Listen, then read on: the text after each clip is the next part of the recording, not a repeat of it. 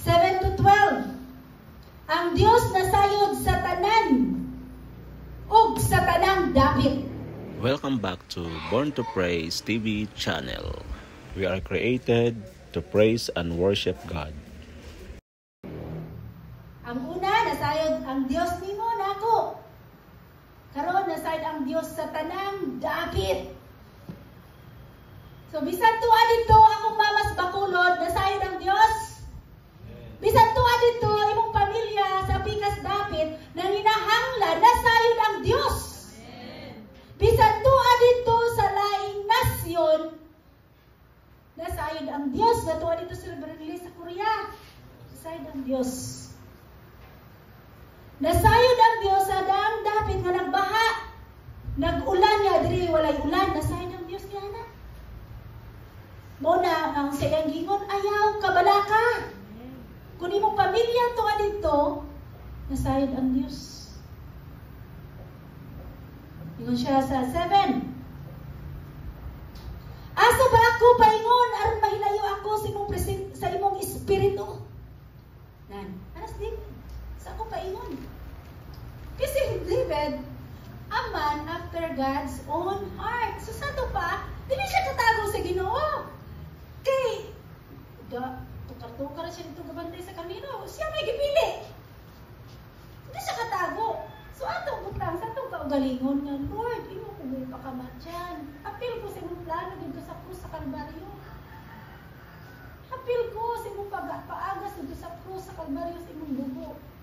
Apil ko sa tanang lapdos sulod sa imong mga lawas. Sa pagluwa sa mga tao na kanimo, sa pagpasakit sa mga tao nito. Apil ko ato, Lord. Iyo tuguti nga malayo ko nimo. Nabatang nauna ni Ana. Kung naata ni Ana, may nagpuunta. Kung naata ni Ana, kanunay ka nagtuon sa tulong sa Dios. Kung naata ni Ana, dili mahimo ka dito kasimba sa Dios. Igsuon, kung naata ni Ana. Pero kung sa imong una-una, wala ka apil sa pagbitay ni Jesus ito sa Kalbaryo, pwede ka makainunan. Hindi ra mo simba.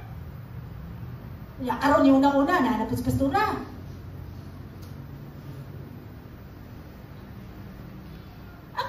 Tinuod. Ang tinuod nga sitwasyon karon tinuod.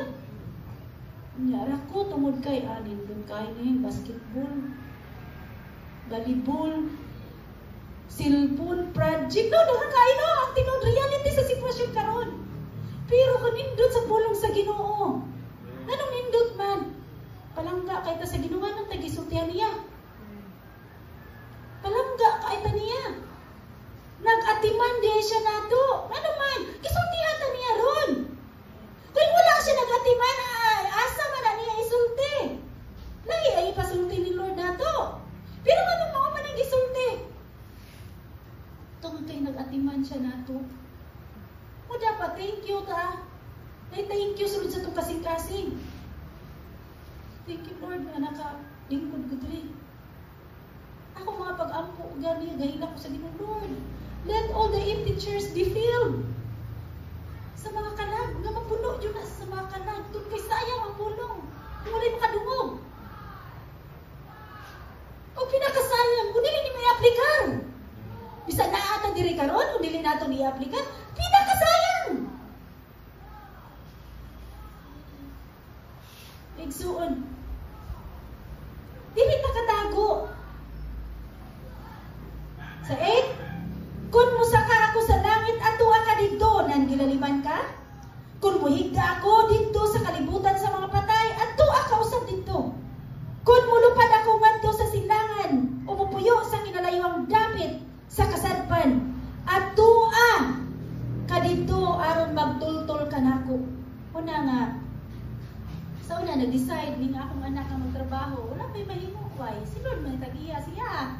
Una na yung ko nga, control Lord, kay bilang mother, dili ka tilikayan na maguna-una ka, mangita ka. Pero once manasayad ka sa pulong sa Ginoo, mas labaw na nagiya niya na ang Diyos. So bisan asa siya moadto, as long as nga naa ang pulong sa Ginoo mo guide niya, ug dili na siya mag-guide sa pulong sa Ginoo, muna musulti. Muna atong mga anak na mama aron musulti. Naay papa aron musulti. Naay mga igsuon aron kun mo remind. Muna siya ang importante. Naay musulti. Dunay pastor nga musulti. Pero sa ahay dili na to i-friend si pastora. Kay makakita sa atong dili mayong lihok. I-hide ato ra i-hide si pastora kaya na masiun niya ikonmentarahan ta dire. Hadlok ta pero wala ta hadlok sa Ginoo. Kung ako, gusto na ko i-friend tanan. Once mo komentar siya nako, it's good to me. Why? Kung kay dunay na bangga na ako, ni komentar na dili na mayo. Pero kung dautan niyang komentar, it's good to the Lord. Kung kay si Lord, mooy mo hatag niya consequences. Ano ta mahadlok? Diba? Kung ikaw anak sa Dios, doon na kay Papa. Nya kay na kay Papa, siya ang imong tig panalipod. Siya maoy mo balos. Eh wala man ko'y gahom. Siya may daulay gahom. Siya maoy mo balos. Unsa puno sa Ginoo hait pa sa espada nga duay swab. So kanang mga baba nga dili maayo, kanang mga mata, kanang mga sulti di maayo tigbason sa Ginoo kay ano hait sa duay swab ay mabulong. So nga ang buhato nato, we need to be careful because we are the son and daughter of God. Kung mainampingon ka, dili ka matigbasan og apil. Pero kung wala ka gaamping, ikaw una matigbasan sa pulong sa Ginoo mo na nga ay sunod na tulad ko kay pagkasakitan nato. Maigsuon, dili ta katago sa Ginoo. Bisan asa ta paingon. Imong konsensya kanunay na pukawon sa Ginoo. Bisan pa lang sa iyong pagkatulog, magpukaw na siya nimo. Kaya kung dili na siya ganahan nimo, di na kaniya pamathon. Siya maririgaw. Hindi na kaniya pamathon. Kung dili na siya ganahan nimo, di na kaniya kapatiwason. Bispilaw pa ba ka na di siya ganahan nimo? Patrabuon pa ba ka niya? Di ba? So mo nang imong paggugi, pag-eskwela, pagtrabaho para sa imong mga anak, unaha i-prioritize ang Ginoo. Kay kanang tanan ang imong dakong plano sa imong anak, mas dako ang plano sa Dios. Kung imong dakong paglantaw sa imong anak nga main-ana siya, mas dako ang paglantaw sa Dios. Ano man ikaw mo magbalaka? Ano ikaw magbira-bira? Sa ingon ni Lord, unaha ko pagpangita kay tanan akong idugang yan nimo. Sinabot ba ta? Hallelujah! Pagkamindot. Yun siya sa pagtrabaho. Wala siya nino niya sa pag-eskwela. Siyang punong at trabaho. Saan na pag-eskwela ganyan? Wala! Pagtrabaho. Igsuon. Pero kaya bisan wala pa tayo na eskwela, kinanglan yun kang mo trabaho. Pag-ampo, trabaho na. Pagbasa, trabaho na. Pagkaon, trabaho na. Pagtulog, trabaho na. Ano mga igsuon? Kanindot sa pulong sa Diyos, nagikinanglan nila ito siya unahon. Sana to? Hallelujah. Next, ningon siya sa 10. Atua ka dito, aron pagtultol ka nako. Atua ka dito, aron pagtabang ka nako. Thank you, Lord. Hallelujah. Sa 12, sa 11, mahimo nga hiyon ko ang kangit-ngit sa pagtabon ka nako, o kahayag nga naglibot ka nako, nga mahimo untang kangit-ngit, apan bisan ang kangit-ngit, dili ngit-ngit alang kanimo, o ang gabi isa makahayag sa adlaw, ang kangit-ngit o ang kahayag managsamara alang kanimo. Nga nang managsamara? Tagkay ang presensya sa Dios, bisag asa ka, ana siya. Ang presensya ni Lord, ana.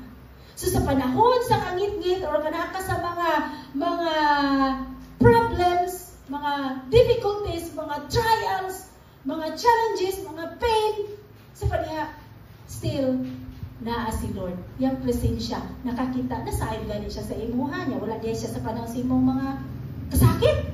Naadyapon siya. Ang imuha na, imo dyan siya sige, tagdon. Malipay ka, tagda. Mag-uol ka, tagda. May problema, tagda. Walay problema, tagda. Ano man siya, tagiyan mo. Pero wala magkakapanagad, kunahanan ni mo tanan. Diba? Sinita po ni David. Kung dagan ka kwarta, tagda ang Diyos. Kung wala kay kwarta, tagda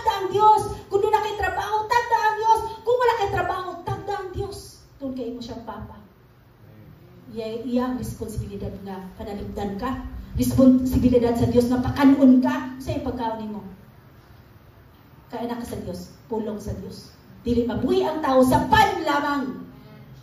Espirituhan ang pagkinabuhi. Ay wala kayong tagad-tagad sa Dios, grabe nimo ka busy. Busy kayo ka, bisan din ka makanto. Pero kung sige nimo kitagan ang Dios, bisan din ka makanto, ang tuwa po na siya. Nga ka diri, nga ka dito, ara niya po siya, upod-upod ka niya. Hindi ka mahadlo, kaya ara siya, sige. Ako mama, tuwa dito. Sa'yo na ikibati, pero di ko mabalaka, itong ato po dito ang Diyos. Kung kay kamalan siya, mabuhat niya ang tanan. At kung kwao na siya sa Ginoo, di mo na tamahimo. Kay siya, ang tagiya sa kinabuhi. Ang kalipay nga ihatag diri nato, kalipay nga walay sama. Tun kay siya mo ay magbuhat sa tanan. Na, muna, dapat nato tandaan. Nagsuon. Dili yan ang pag-alagad sa Ginoo. Di ta kay mga lagad ta kay naatay pakayoon sa Ginoo, no. Bisa mo natay pangayoon, noon natay pangayoon, mga lagad ta. Doon kay si Lord mo ay muhatag sa tanan nga walang tong gipangayo o atong gipangayo. Ana. Hallelujah. Dalay ko na tubuhi nga Dios sunod. Mas pasa po niya sa oras. Hallelujah. Ikatulo, 13 hangtod sa 16. Ang Dios mao'y nagbuhat kanako. Kung sa tunguna, nakaila siya nimo. Ikaduha, bisan asa ka. Ikatulo, siya nagbuhat nimo. Kaila siya nako. Bisan asa ko wadto kay kuyog nako siya, ug siya nagbuhat nako. Nauna pagayo. Kanang imong color puti itom. Si Lord nagbuhat. Kanang imong kataason sa imong ilong nga dili pareha nako. Siya nagbuhat. Kanang akong kagpapahon ug kagpapahon nimo, dili pareha ta. Si Lord nagbuhat. Kanang ingon uban maot ka, si Lord nagbuhat nimo.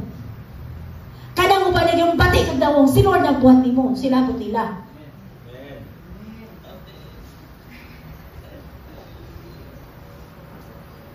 Diba? So kasi ipasidunggan. Si Lord, gano'n ka masukoy ng kabaot? Gano'n ka masukoy ng kabating kag batasan? Ano ka iisip nila? Siya ba'y nabuhat mo? Sila ba di ay nabuhat mo? Si Lord. Ang imo lang, be careful. Nga dili ka makapasakit nila. Nga dili ka makapaguol nila. Apan makalipay ka nila, luyo sa ilang paghatag nimo sa dili maayo. Why? Because doon na kay Papa. Doon na ba kay Papa? Doon na ba kay Papa? Doon na ba kay tigpanalipod? Doon na may tighatag na to?